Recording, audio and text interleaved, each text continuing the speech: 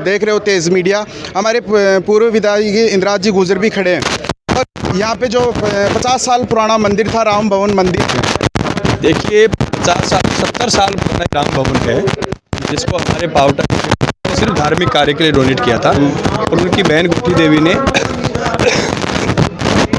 इसमें राम भवन का निर्माण कराया और उन्होंने देख रेख के लिए अपनी बहन, बड़ी बहन के बच्चों को इसको देख रेख के लिए दिया, लेकिन उन्होंने इसका गलत इस्तेमाल किया और आज उसको बेचने पे उतारू हैं। इस बात को लेकर पूरी जनता में आक्रोश है।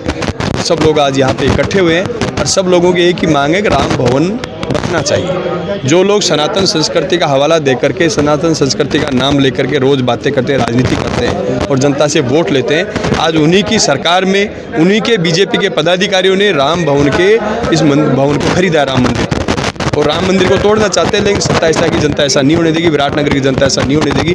हम सब लोग मिलकर के लड़ेंगे और इस भवन को बचाएंगे। एक तरफ तो सनातन धर्म की बात करते हैं, हिंदू धर्म की बात करते हैं, बीजेपी की सरकार है और बीजेपी के विधायक है, और इस हिंदूवादी बात करते हैं, सिर्फ वोट लेने के लिए राजनीति प्राप्त कर, सत्ता प्राप्त करने के लिए हिंदू की बात करते हैं। लेकिन जब एक्चुअल इन्हीं की सत्ता में भवन को तोड़ा जा रहा है, राम मंदिर को तोड़ा जा रहा है, इससे बड़ी गलत बात हो नहीं सकती, इससे बड़ी विडंबना हो नहीं सकती इन लोगों के लिए।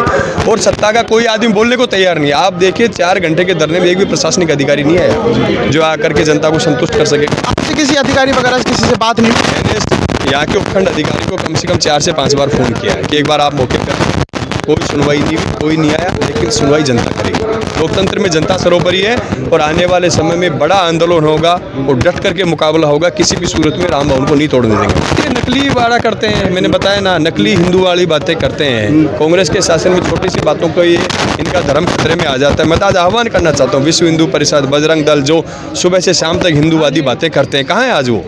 इतनी बड़ी घटनाक्रम हो गया, कोई आकर के संगठन बोलने को तैयार नहीं।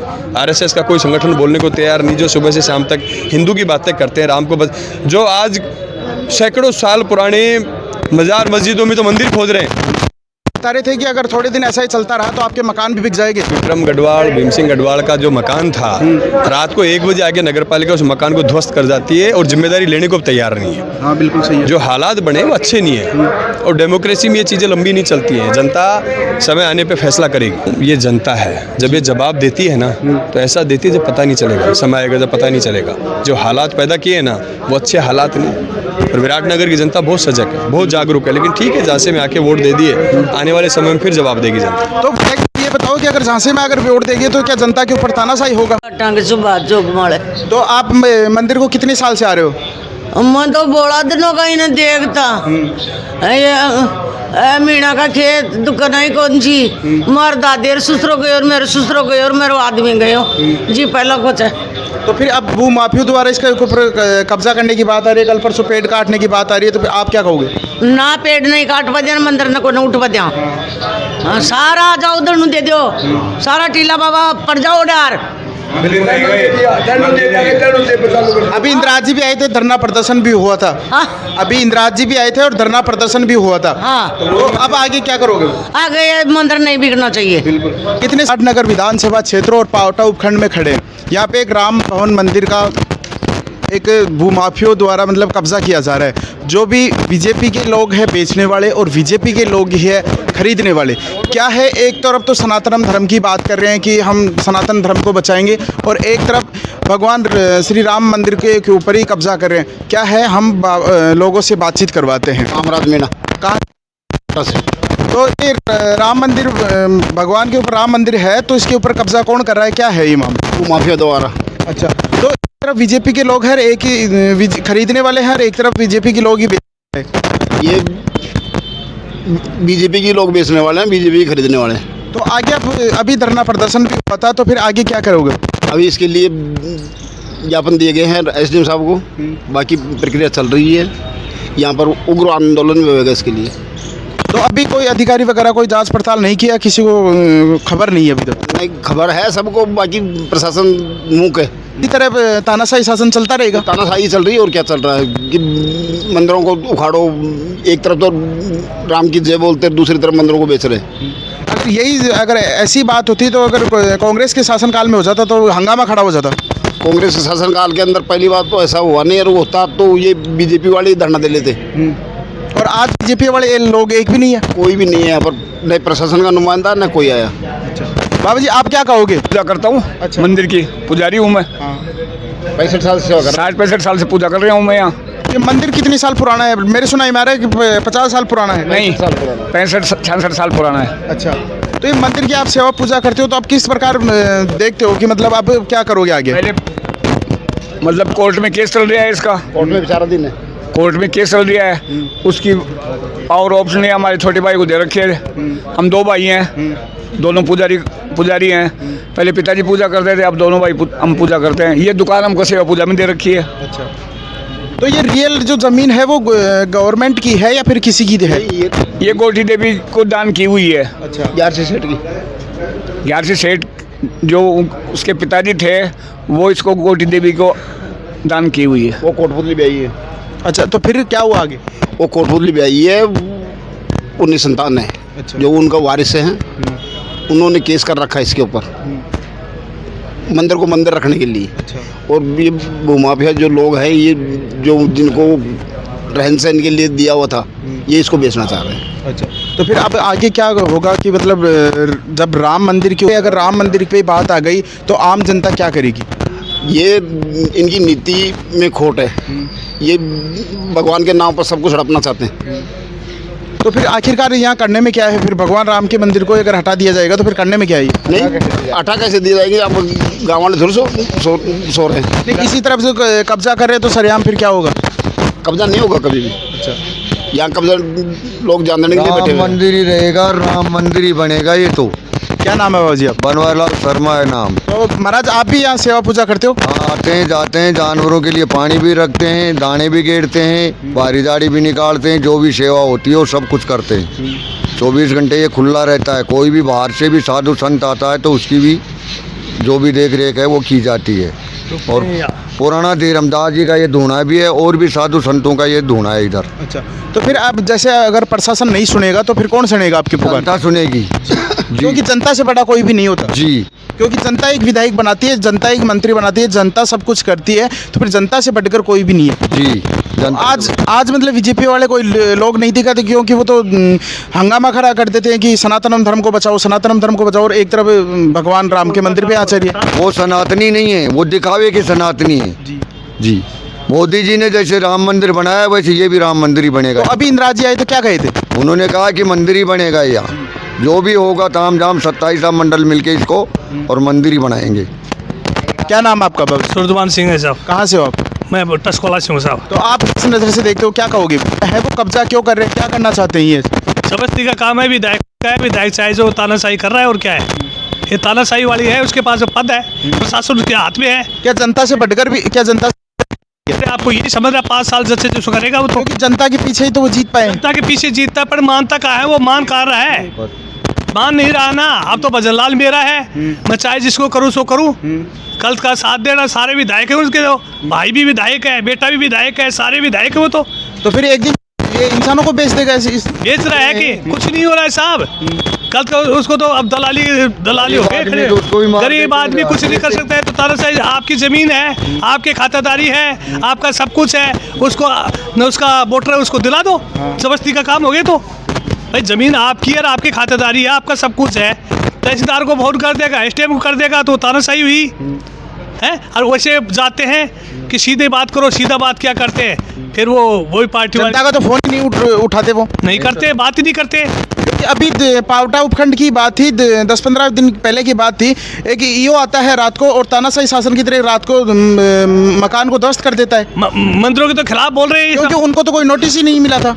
सूचना भी देनी पड़ती है, कहाँ सूचना देते हैं? हाँ। ये तो मनमर्जी का सौदा है का सौदा कर रहे हैं जी। कि प्रशासन उनका है तो प्रशासन को लाकर खड़ा कर दे, पब्लिक भग जाएगी। पब्लिक ज्यादा करेगा, शोट लगाओ उसके, तो पब्लिक को तानाशाही होगी। ये तो नहीं, तो जो भी कुछ करना है तो दिन को करो ना, रात को क्यों करते? नहीं, और विधायक साहब को ये होना चाहिए, पब्लिक को पूरे 27 की मत से वो बड़ा है तो पूरे 27 के सहयोग लेना चाहिए और बात करनी चाहिए कि ये कहाँ सही है। जब पब्लिक सही बोल रही है तो पब्लिक के साथ रहना चाहिए उसको। जिसमें मैंने ऊपर तक भजनलाल तक करेंगे कार्रवाई जनता। तो क्या सरकार है तो क्या जनता ऐसे ही परेशान होती रहेगी? परेशान हो रही है, सब तानाशाही है। क्योंकि 3.5 साल अभी तो बच रहे, 1.5 साल ही तो है। एक साल में तबाह कर दिया पूरी पब्लिक को, एक साल में तबाह हो गई। क्या इंदिरा जी के टाइम में भी ऐसा कुछ हुआ था?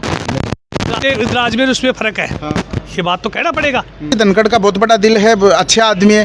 भाषण से वो नहीं होता है, भाषण तो मैं कह दूँ ऐसा कर दूंगा, कहना और कथनी में फर्क होता है।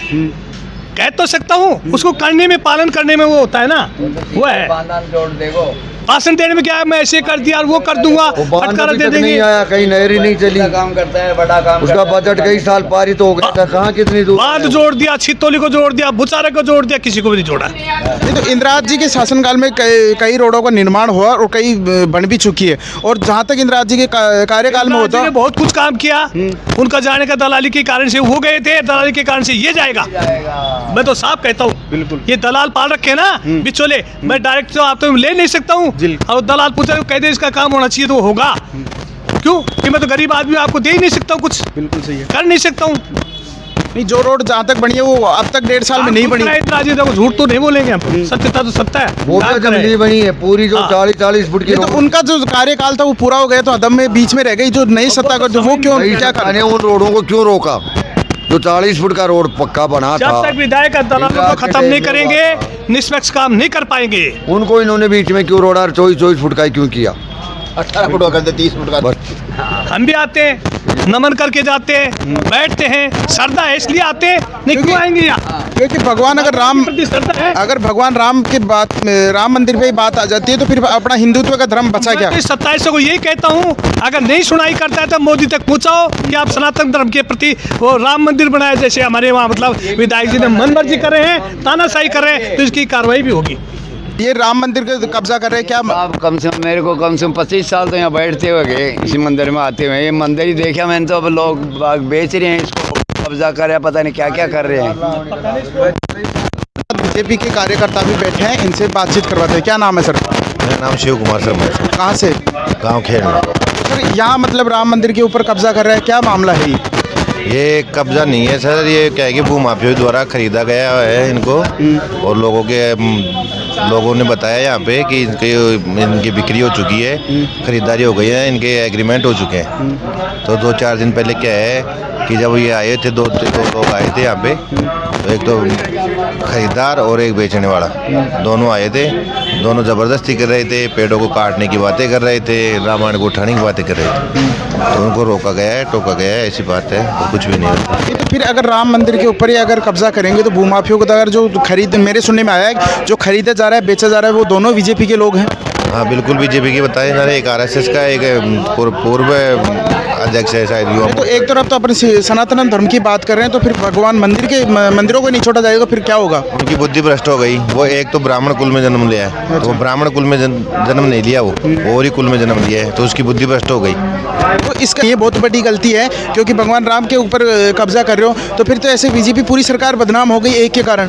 तो ऐसे कुछ असामाजिक तत्व है जो बदनाम कर रहे हैं बीजेपी को। वैसे मैं परमानेंट बीजेपी से जुड़ा हुआ हूँ, 10 से 15 साल हो गए मेरे को बीजेपी से जुड़ा हुआ। मैंने बात भी की है, विधायक महोदय से बात की है, विधायक महोदय ने बोला भी है ऐसा कुछ नहीं होने वाला, इनको कर लेने दो, उनकी शिकायत चल रही है आगे। विधायक साहब क्या बोले फिर? विधायक साहब ने बोला, विधायक साहब जयपुर में 6 तारीख को अमित शाह यहाँ पे आ रहे हैं, उनकी देख रेख में लगे हुए हैं, वो उनके तो थोड़ा सा टाइम नहीं है उनके पास, वो आएंगे और बात करेंगे, जनता के सामने बात करेंगे। कुलदीप जी धनखड़ भी आकर बात करेंगे, इसको करेंगे, करना पड़ेगा। जनप्रतिनिधि है, वर्तमान विधायक है, क्यों नहीं आएंगे? जब ऐसा समाज के लिए काम होगा तो क्यों नहीं आएंगे? आप जनप्रतिनिधि की बात कर रहे हो, अभी 10-15 दिन पहले एक विनोद जी का मकान तोड़ दिया गया, एक ये और रात को आता है, अवैध तरीके से मकान को तोड़ दिया जाता है, ना उसको कोई नोटिस दिया जाता है, फिर तब तो नहीं आई मतलब विधायक साहब? हुई थी उनकी बात, पहले भी हुई थी, ऐसी कोई बात नहीं थी। वो बोल रहे थे कि विधायक साहब तो फ़ोन ही नहीं उठाते हमारा। नहीं ऐसी कोई बात नहीं, फ़ोन उठाते हैं, बात हुई है मेरी, उनके लड़के से बात हुई है, ऐसी कोई बात नहीं है, वो जयपुर गए हुए हैं, बात होती है। और जनता जनार्दन है, बीजेपी कांग्रेस अलग, दो अलग है, दोनों पार्टी से भगवान के मंदिर में कोई पार्टियाँ नहीं चलती। बिल्कुल सबसे बड़ी बात है, सनातन धर्म के लिए आगे थे, आगे हैं, आगे हैं, चाहे बीजेपी आए चाहे नहीं आए, हम राम के लिए हैं तो राम के लिए। कल मीटिंग हुई थी वहाँ बाबा बस्तीनाथ के बाल आश्रम में, तो वहाँ भी कुलदीप जी बोल रहे थे कि जितना मेरा सहयोग रहेगा मेरा पूरा रहेगा, यहाँ कोई बीजेपी का या कांग्रेस का कोई मंच नहीं रहेगा, ये बाबा का मंच रहेगा। बिल्कुल ऐसे ही बोल रहे थे। इंदिरा जी के लिए बोला जाता है कि इंदिरा जी के जो बीच में पीछे जो दलाल थे, उन्होंने उनको पिछले 5 साल के अंदर भ्रष्ट किए थे, वैसे ही उनके बीजेपी के कार्यकर्ता हैं जो ये ऐसे कांड करने को लग रहे हैं। विधायक का कोई रोल नहीं है इसमें। नमस्कार, पहले तो क्या नाम है आपका? मधुसूदन मंगल, लोकतंत्र सेनानी। राज्य सरकार ने ताम्रपत्र देकर सम्मानित किया है। संगठन के तौर पर विश्व हिंदू परिषद के गोरक्षा विभाग का प्रांत गो उत्पादन घरेलू उत्पाद प्रशिक्षण प्रमुख हूँ, जयपुर प्रांत का। तो आप किस प्रकार मंदिर को देखते हैं? भूमाफियों द्वारा कब्जा क्यों किया जाता है मंदिर के ऊपर? हम ग्राम पावटा के नागरिक हैं और इस मंदिर को मैं जन्म के पहले से ये बना हुआ है, बचपन से हम इसको देख रहे हैं। हमारे ही मोहल्ले का मंदिर है ये। गांव में भूमाफिया गिरोह सक्रिय है काफ़ी समय से। 16/10/19 को जिला परिषद की जो मुख्य कार्यकारी अधिकारी है उसने ग्रामवासियों की शिकायत पर तत्कालीन जो कार्यवाहक सरपंच थी पूजा अग्रवाल, उसके खिलाफ कार्रवाई के निर्देश दिए हैं। 122 पट्टे नियम विरुद्ध जारी किए गए थे, उनको निरस्त करने के आदेश दिए हैं। पंचायत समिति स्तर पर जिला परिषद में जिला कलेक्टर के द्वारा संभागीय आयुक्त द्वारा जो जांच कराई गई उनमें सब वो दोषी हैं, लेकिन उनके खिलाफ आज तक कोई कार्रवाई नहीं हुई है। एक तरफ हिंदू धर्म में सनातन धर्म को बचाने के लिए क्या क्या कर रहे हैं और एक तरफ हिंदू धर्म में जो बीजेपी के लोग हैं, बीजेपी के लोग ही माफिया बन रहे हैं, क्या कारण? इसमें बीजेपी कांग्रेस कुछ नहीं है, भूमाफिया गिरोह है। इनको केवल सरकार तो बीजेपी की है ना भाई? सरकार बीजेपी की है, लेकिन स्थानीय जो विधायक हैं वो संवेदनहीन है। अच्छा। उसको जन संवेदनाओं से मतलब नहीं है। अच्छा। ये वोट लेने तक सीमित हैं, भूमाफिया गिरोह में शामिल हैं। अच्छा। इनका पूरा पूरा संरक्षण, ये जो टीम है कांग्रेस बीजेपी जो ये नेता लोग हैं, इन्होंने गोचर पे विशेष रूप से 30 साल से मैं संघर्ष कर रहा हूँ। ये जो गाय है ये हमारे समाज की दिशा और दिशा को बतलाती है कि हम किधर जा रहे हैं, क्या दशा है। गाय की दशा हम सब लोगों के सामने है। गोवंश सड़कों पर आवारा घूम रहा है। सरकार सेंस लगा के कोष इकट्ठा करती है, गौशालाओं को अनुदान भी देती है, लेकिन फिर भी गाय, आखिर जिम्मेवारी है किसकी? कोई बोलता है तो उसको दबाते हैं, मारते हैं, पीटते हैं, मर्डर तक लोगों के हो जाते हैं। आपने ये मर्डर की बात की है तो गौ सेवा अध्यक्ष की अभी बैरोड में हत्या कर दी जाती है और उसका अभी तक कोई पता नहीं चलता। और क्या कारण? क्योंकि अपना जो हिंदू धर्म की बात करें तो अपना गौ सेवा भी संकट में। मात्र है भ्रष्टाचार, अखंड भ्रष्टाचार का साम्राज्य है। ये दोषियों के लिए सुरक्षा कवच बना हुआ है। संभागीय आयुक्त 9/12/21 को इस सारे प्रकरण में पुनर्जांच के आदेश देती है कि 1 महीने में ये जांच पूरी करके इनके खिलाफ कार्रवाई की जाए। वो जांच आज तक 3 साल से ज़्यादा हो गया, 2.5 कदम भी नहीं चली। यानी सरकारी संरक्षण गुंडों को है, चाहे कांग्रेस की गवर्नमेंट हो चाहे बीजेपी की हो, उससे कोई फर्क पड़ने वाला नहीं है। ये सतत चलने वाला काम है। अखड़े तो हनुमान मंदिर गांव भर के मुर्दे उधर से जाते थे। मंदिर चौक के बीच में था, चारों तरफ उसके परिक्रमा थी, अतिक्रमण करके रोक दिया गया। 6 साल उसको हो गए, उसके खिलाफ कोई कार्रवाई नहीं हुई, पट्टा दे दिया गया। राहदारी की बिल्डिंग, बचपन से हम उसको देख रहे हैं।